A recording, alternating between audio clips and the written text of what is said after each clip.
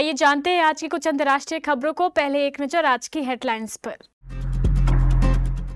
पंजाब में आप विधायक गुरप्रीत बस्सी गोगी की गोली लगने से मौत, जांच में जुटी पुलिस। कानूनी लपटे में फंसे प्रशांत किशोर, बीपीएससी ने भेजा नोटिस। राम मंदिर की पहली वर्षगांठ, अयोध्या में आज से उत्सव शुरू, सीएम योगी करेंगे महाआरती। दिल्ली एनसीआर में आज भी छाया है कोहरा, 2 दिन बरसेंगे बदरा। अमेरिकी आग में धू धू कर जली मस्जिद, इमाम ने रमजान के लिए बनाया नया प्लान। ग्रीनलैंड वासियों ने देश कब्जे के ट्रंप के प्रयासों पर जताई नाराजगी, कहा हम बिकाऊ नहीं। सीरिया के दमिश्क में मस्जिद के बाहर मची भगदड़, 3 औरतों समेत 4 की मौत। पर्सनल लोन पर ब्याज ना घटेगा और ना बढ़ेगा, एक जैसी रहेगी ईएमआई। आमिर खान लव्यापा के ट्रेलर लॉन्च पर श्रीदेवी को याद कर हुए भावुक। और अनुष्का शर्मा ने प्रेमानंद महाराज के सामने किया दंडवत, कहा मन में कई सवाल। पंजाब के लुधियाना पश्चिमी से आम आदमी पार्टी के विधायक गुरप्रीत बस्सी गोगी की सिर में गोली लगने से मौत हो गई है। कयास लगाए जा रहे हैं कि विधायक ने अपने आप को गोली मारी है। आप विधायक की मौत कैसे हुई, गोली अचानक कैसे चली, या उन्होंने खुद अपने आप को गोली मारी या फिर किसी और ने गोली चलाई, इसके बारे में भी कुछ भी कहा नहीं जा सकता। डीसीपी जसकरण सिंह तेजा ने आप विधायक की मौत की पुष्टि करते हुए बताया है कि उन्हें मृत अवस्था में डीएमसी अस्पताल लाया गया था। उनके शव को पोस्टमार्टम के लिए मोर्चरी में रखवा दिया गया है। यह घटना देर रात 12 बजे की है। घटना से पहले उन्होंने हर रोज की तरह रात में खाना खाया था।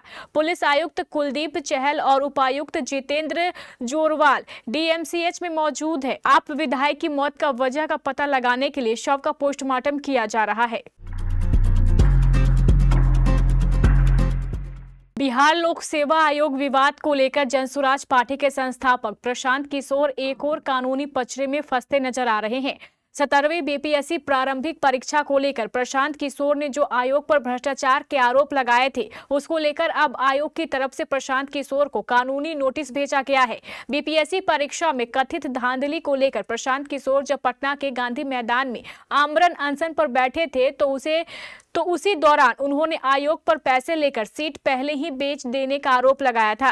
प्रशांत किशोर ने आरोप लगाया था कि आयोग ने बीपीएससी की सीटों का सौदा 30 लाख से लेकर 1.5 करोड़ रुपए तक में कर दिया है और इसी कारण से आयोग परीक्षा को रद्द कर दोबारा परीक्षा नहीं करवाना चाहता है। अब बीपीएससी ने प्रशांत किशोर को कानूनी नोटिस भेजा है। नोटिस में कहा गया है कि प्रशांत किशोर 7 दिनों के अंदर अपने द्वारा लगाए गए आरोपों को सिद्ध करे, अन्यथा उनके खिलाफ आयोग कानूनी कार्रवाई करेगा। अयोध्या में राम मंदिर में प्राण प्रतिष्ठा की पहली वर्षगांठ पर 3 दिवसीय भव्य उत्सव आज से शुरू हो गया है। इस कार्यक्रम का शुभारंभ आज मुख्यमंत्री योगी आदित्यनाथ कर रहे हैं। पूरा अयोध्या धाम राममय नजर आ रहा है। रामलला के महाभिषेक के बाद अंगद टीला से जनसभा को संबोधित करेंगे। इस दौरान बड़ी संख्या में साधु संत पहुंचे हैं। ट्रस्ट और जिला प्रशासन ने कार्यक्रम की सारी तैयारियां पूरी कर ली है। यह भव्य उत्सव 11 से 13 जनवरी तक चलेगा, जहाँ संगीत और कला जत्था की हस्तियां शामिल होंगी।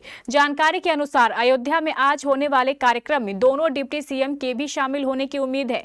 मुख्यमंत्री का अयोध्या दौरा करीब 5 घंटे का है। श्री राम जन्मभूमि तीर्थ क्षेत्र ट्रस्ट ने 11 से 13 जनवरी तक 3 दिवसीय समारोह का आयोजन किया है।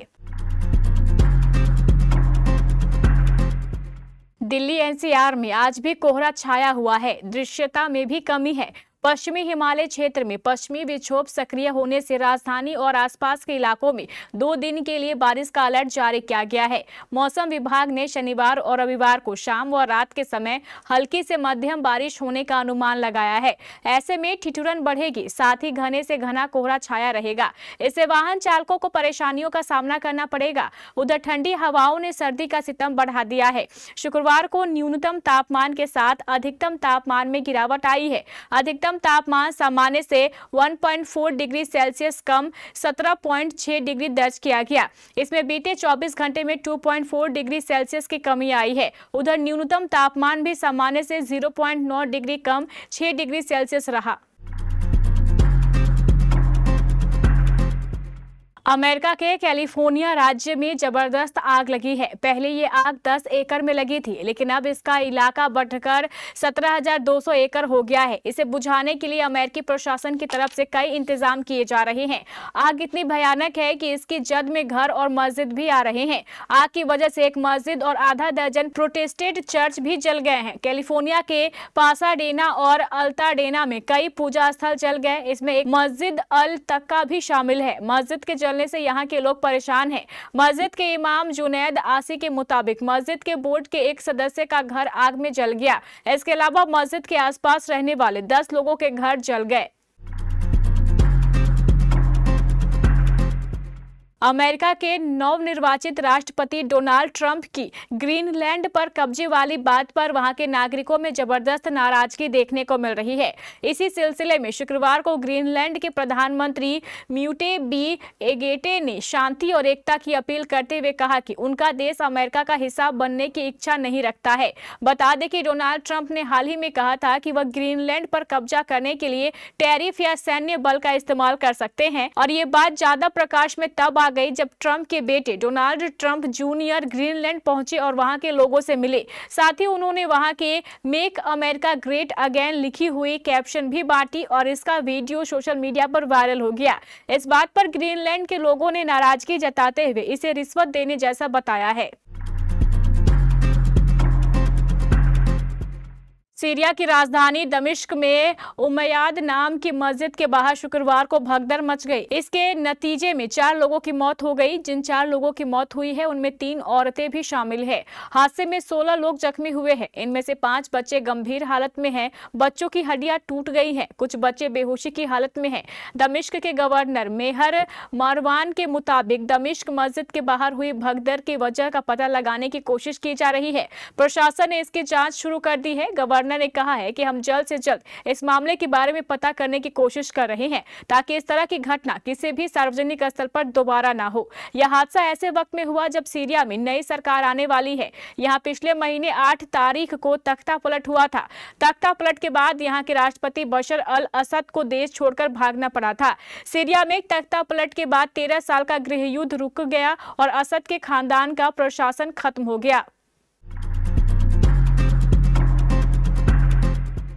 बैंकों के लिए यह अनिवार्य है कि वे ईएमआई पर आधारित सभी तरह के personal loan fixed interest rate पर दें। भारतीय रिजर्व बैंक ने शुक्रवार को यह बात कही। ईएमआई आधारित पर्सनल लोन से जुड़े FAQs में यह भी कहा गया है कि सर्कुलर के दायरे में ईएमआई आधारित सभी तरह के पर्सनल लोन आते हैं, भले ही इंटरेस्ट रेट किसी एक्सटर्नल बेंचमार्क से जुड़ी हो या इंटरनल बेंचमार्क से। FAQs में कहा गया है कि लोन मंजूर करते समय सालाना ब्याज दर या एनुअल परसेंटेज रेट में से जो भी अप्लाई हो रहा हो उसके बारे में भी फैक्ट स्टेटमेंट और लोन एग्रीमेंट में पूरी जानकारी दी जानी चाहिए। इसमें कहा गया है कि कर्ज की अवधि के दौरान ईएमआई में या कर्ज चुकाने की अवधि में अगर कोई बढ़ोतरी एक्सटर्नल बेंचमार्क रेट के आधार पर की जाती है तो इसकी जानकारी उधारकर्ता को मिलनी चाहिए। साथ ही तिमाही स्टेटमेंट दिया जाना चाहिए।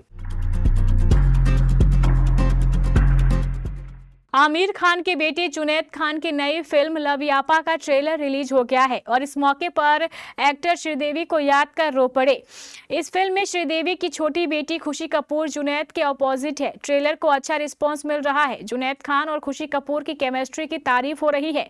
आमिर ने लवयापा का ट्रेलर लॉन्च किया और भावुक हो गए। आमिर खान ने फिल्म के ट्रेलर लॉन्च पर कहा, मैं श्रीदेवी जी का सबसे बड़ा फैन हूँ। आप लोगों को ये पता होगा, शुरू से मैंने हमेशा ही श्री के बारे में बात की और मेरा ये सपना था कि एक दिन श्री के साथ काम करने का मौका मुझे मिले। तो यह खुशी की फिल्म है और यह मेरे लिए एक अहम पल है। जब मैंने फिल्म देखी तो मुझे लगा कि मैं श्री को दोबारा देख रहा हूँ।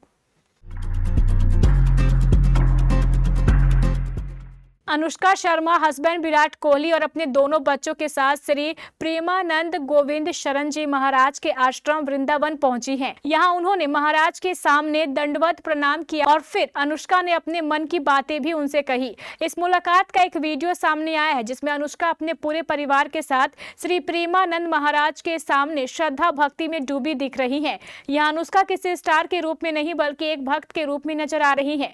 वही महाराज उन्हें आशीर्वाद देते दिख रहे हैं और अनुष्का को और उनकी बेटी वामिका को चुनरी देने का आदेश भी अपने शिष्यों को दे रहे हैं। अनुष्का इस दौरान श्री प्रेमानंद महाराज से कहती नजर आ रही हैं, पिछली बार जब हम आए थे तो मन में कुछ सवाल थे और मुझे लगा कि पूछूंगी, लेकिन जो भी वहां बैठे थे उन सब ने कुछ ना कुछ वैसा सवाल कर लिया था। जब हम आपके पास यहाँ आने की बात कर रहे थे और मैं अपने मन ही मन बात कर रही थी, अगले दिन मैं देखती थी कोई ना कोई वो सवाल आपसे पूछ रहा होता था।